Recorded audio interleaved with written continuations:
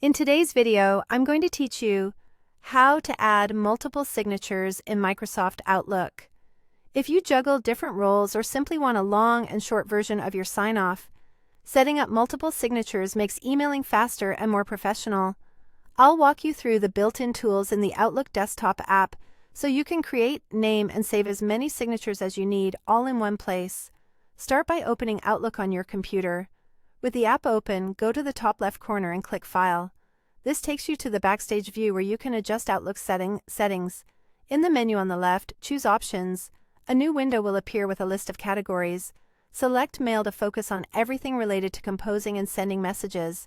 Inside the Mail section, look for the button labeled Signatures and click it. This opens the Signatures and Stationery window, which is where all your signatures live. To add your first one, click New. A small prompt will ask you to name it. Choose something that helps you recognize it quickly, like Work, Personal, or Short Version. Clear names will save you time when you're switching between them later. After naming it, you'll see a text box where you can build the signature.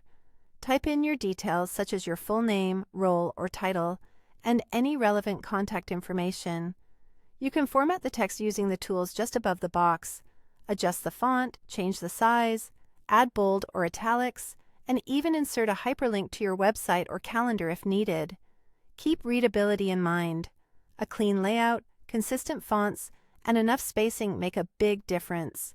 Avoid adding sensitive information, and try not to overload the signature with large images, which can make emails heavier and cause display issues for some recipients.